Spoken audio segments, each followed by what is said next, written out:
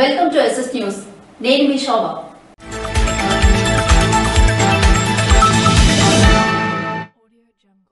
సాధారణ ఎన్నికల్లో ఓటరు స్వేచ్ఛగా తన ఓటు హక్కు వినియోగించుకోవాలని జిల్లా ఎన్నికల అధికారి మంజీర్ జిలానీ సమూన్ సూచించారు. శుక్రవారం శ్రీకాకుళం ప్రభుత్వ మహిళా డిగ్రీ కళాశాలలో స్వేప్ కార్యక్రమంలో భాగంగా ఏర్పాటు చేసిన పర్యావరణ సహిత ఓటర్ల అవగాహన కార్యక్రమానికి జిల్లా కలెక్టర్ మంజీర్ జిలానీ సమూన్ ముఖ్య అతిథిగా పాల్గొన్నారు. ఈ సందర్భంగా కలెక్టర్ ప్రభుత్వ మహిళా కళాశాల ఆవరణలో మొక్కలు నాటి పలువురికి మొక్కలు అందజేసిన అనంతరం మాట్లాడుతూ ప్రజాస్వామ్యంలో అందరి చేతిలో ఆయుధం ఓటు అని 18 ఏళ్లు నిండి ఓటు హక్కు కలిగిన ప్రతి ఒక్కరూ ఎన్నికల్లో పోలింగ్ రోజు ఓటు వేయాలన్నారు. 2019 ఎన్నికల కన్నా ఈ ఎన్నికల్లో ఓటింగ్ శాతం మరింత బాగా పెరగాలని ఆకాంక్షించారు.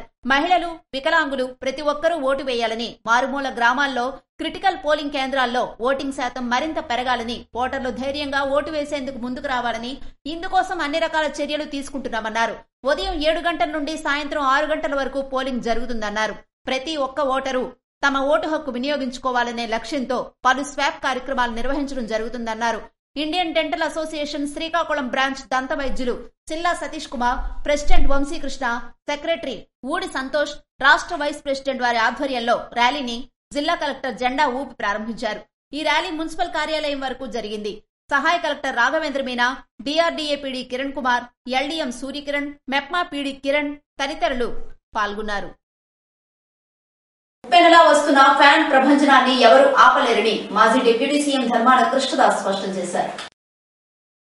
రానున్న ఎన్నికల్లో సత్తా చాటేది, గెలిచేది వైసీపీ ప్రభుత్వమేనని, ఉప్పెనలా వస్తున్న ఫ్యాన్ ప్రభంజనాన్ని ఎవరూ ఆపలేరని మాజీ డిప్యూటీ సీఎం ధర్మాన కృష్ణదాస్ స్పష్టం చేశారు. శుక్రవారం సారవకోట మండలం కొమ్మరిగుంట పంచాయతీలో ఆయన ఎన్నికల ప్రచారాన్ని నిర్వహించారు. ప్రచార కార్యక్రమానికి అధిక సంఖ్యలో కొమ్మరిగుంట గ్రామ ప్రజలు హాజరై కృష్ణదాస్ కి బ్రహ్మరథం పట్టారు. ఈ సందర్భంగా ఆయన మాట్లాడుతూ ముఖ్యమంత్రి జగన్మోహన్ రెడ్డి పార్టీలను, పొత్తులను నమ్ముకోలేదని, పేద ప్రజలను, తెలుగింటి ఆడపడుచులను నమ్ముకున్నారని, పేదల పక్షపాతిగా నిలిచిన జగన్మోహన్ రెడ్డిని మళ్లీ ముఖ్యమంత్రిని చేసుకుని రుణం తీర్చుకోవాలని కోరారు. 2 రోజుల్లో జరగనున్న ఎన్నికల్లో ఫ్యాన్ గుర్తుపై ఓటేసేందుకు ప్రజలంతా సిద్ధంగా ఉన్నారని, 14 ఏళ్లు ముఖ్యమంత్రిగా చేసి ఏనాడు పేద ప్రజల కోసం ఆలోచించని చంద్రబాబు నాయుడు ఈనాడు సూపర్ 6 అంటూ అమలు కాని హామీలు గుప్పిస్తున్నారని, చంద్రబాబు మేనిఫెస్టో సూపర్ 6 కాదని అది డూపర్ 6 అని, అందమైన పసుపు రంగు అబద్దాల పుట్ట అని దుయ్యబట్టారు. మళ్లీ రాష్ట్రంలో జగన్మోహన్ రెడ్డి ప్రభుత్వం ఏర్పాటు కావడం ఖాయమని, దేశవ్యాప్తంగా ప్రముఖ సంస్థలు చేపడుతున్న సర్వేలో ఇదే తేటతల్లమవుతుందని ఆయన చెప్పారు. ప్రజలంతా విజ్ఞతతో ఆలోచించాలని, విశాల ప్రయోజనాల కోసం అందరూ ఫ్యాన్ గుర్తుపై ఓటేసి జగన్మోహన్ రెడ్డిని ముఖ్యమంత్రుడు చేయాలని, నర్సనపేట నియోజకవర్గంలో మళ్లీ తనను ఆశీర్వదించాలని అభ్యర్థించారు. స్వార్థ రాజకీయాల కోసం పార్టీలు మారిన నాయకులు కొందరైతే అదే గ్రామాల్లో ప్రజలు వైఎస్ఆర్ కాంగ్రెస్ పార్టీకి బ్రహ్మరథం పడుతున్నారని అన్నారు. మాజీ డిప్యూటీ సీఎం ధర్మాన కృష్ణదాస్ తాతగారి ఊరైన కుమ్మరిగుంట గ్రామంలో ఆయనకి జనం నీరాజనం పట్టారు. కుంకుమ తిలకాలు, కర్పూర హారతులతో ఘనస్వాగతం పలికారు. అధిక సంఖ్యలో గ్రామస్తులు ప్రచార ర్యాలీలో పాల్గొన్నారు. శ్రీకాకుళం పట్టణంలో కాంగ్రెస్ పార్టీ ఎంపీ అభ్యర్థి పేరాడ పరమేశ్వరరావు భారీ ర్యాలీ నిర్వహించారు. ఇండియా కూటమి మద్దతుతో దాదాపు 4 గంటల పాటు సాగిన బైక్ ర్యాలీలో కాంగ్రెస్ పార్టీ సేవాదళ్ జాతీయ సహాయ కార్యదర్శి బమ్మిడి గంగాధర్రావు, శ్రీకాకుళం నియోజకవర్గ ఎమ్మెల్యే అభ్యర్థి అంబటి కృష్ణారావు, సిపిఎం జిల్లా ప్రధాన కార్యదర్శి డి గోవిందరావు, సిపిఐ నాయకులు తిరుపతిరావు, శ్రీకాకుళం సిటీ కాంగ్రెస్ ప్రెసిడెంట్ గోవింద మల్లిబాబు, రాష్ట్ర మహిళా కాంగ్రెస్ ఉపాధ్యక్షురాలు కేవీఎల్ఎస్ ఈశ్వరి, పలువురు నాయకులు, కార్యకర్తలు మోటార్ సైకిళ్లతో భారీ ర్యాలీలో పాల్గొన్నారు.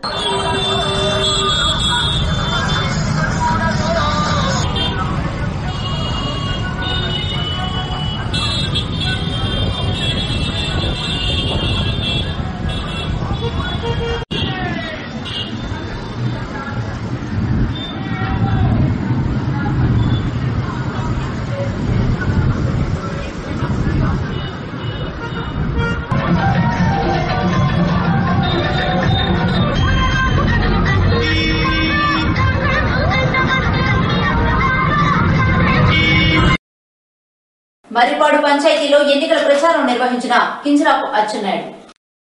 రాష్ట్ర తెలుగుదేశం పార్టీ రథసారథి, స్థానిక శాసనసభ్యుడు కింజరాపు అచ్చెన్నాయుడుకు మర్రిపాడు పంచాయతీలో ఘన స్వాగతం లభించింది. ఈ మేరకు గురువారం మర్రిపాడు పంచాయతీలో ఎన్నికల ప్రచారాన్ని నిర్వహించారు. ముందుగా మండల మాజీ పీఎస్సీఎస్ అధ్యక్షుడు అట్టాడ రాంప్రసాద్, స్థానిక సర్పంచు అట్టాడ కల్పన దంపతులు అచ్చెన్నాయుడికి ఘన సన్మానం చేసి స్వాగతం పలికారు. పురవీధుల్లో ద్విచక్ర వాహనంపై అందరినీ పలకరిస్తూ అచ్చెన్నాయుడు ముందుకు కదిలారు.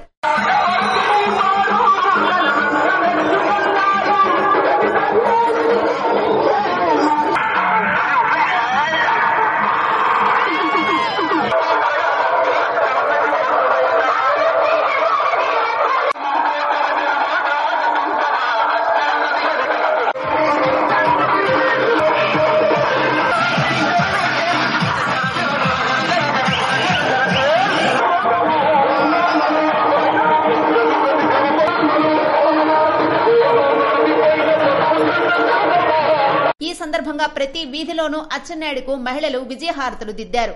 వేలాది మంది కార్యకర్తలతో ఈ గ్రామంలో అచ్చెన్నాయుడు ఎన్నికల ప్రచారాన్ని నిర్వహించి రానున్న ఎన్నికల్లో అఖండ మెజారిటీతో తనను గెలిపించాలని కోరారు.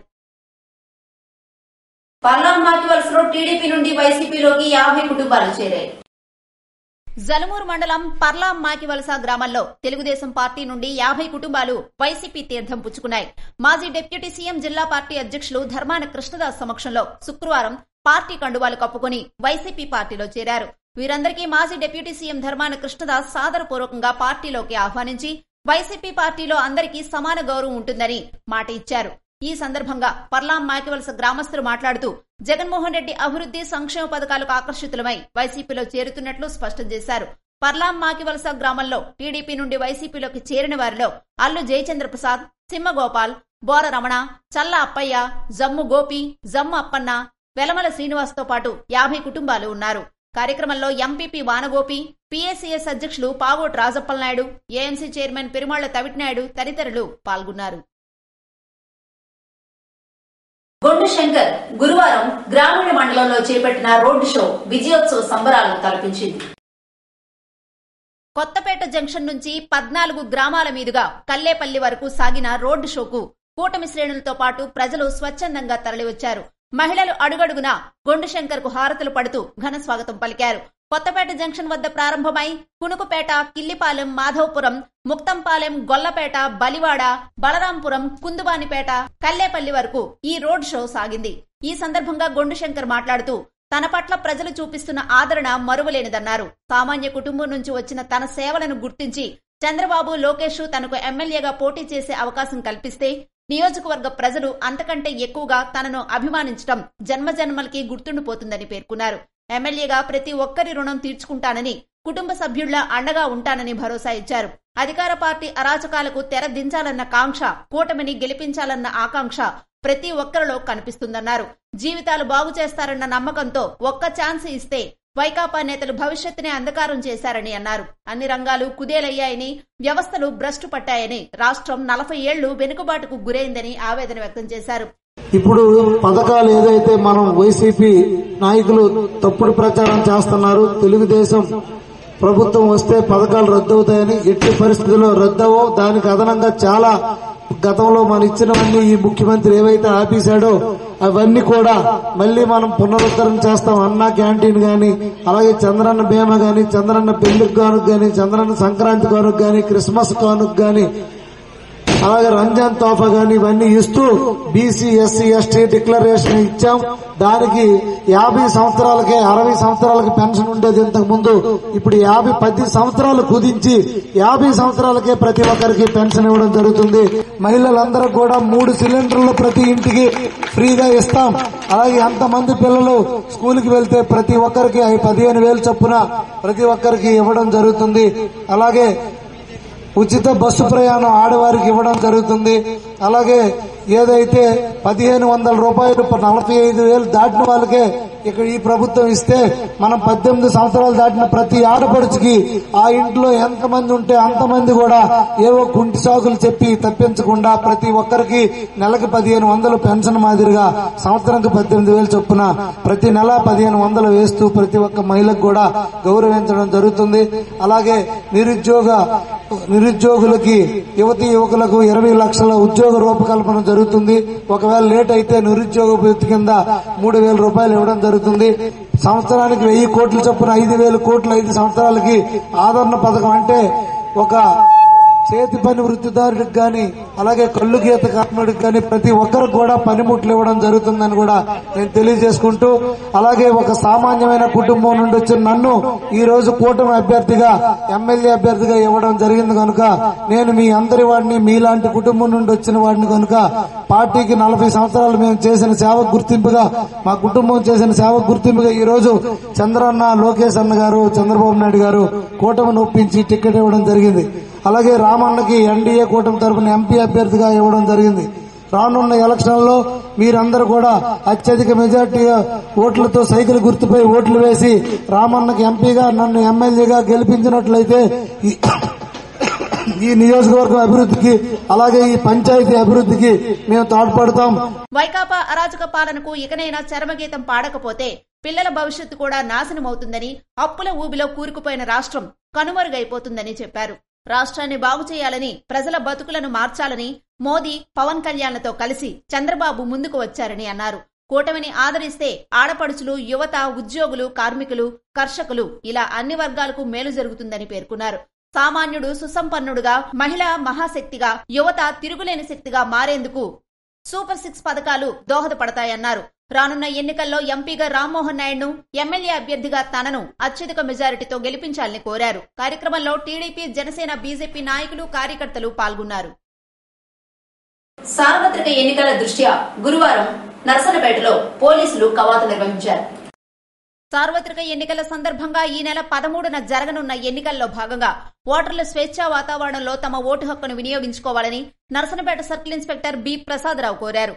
ఈ మేరకు ప్రజల్లో అవగాహన కల్పించేందుకు పోలీస్ కవాతును గురువారం నర్సన్నపేట పట్టణంలో చేపట్టారు.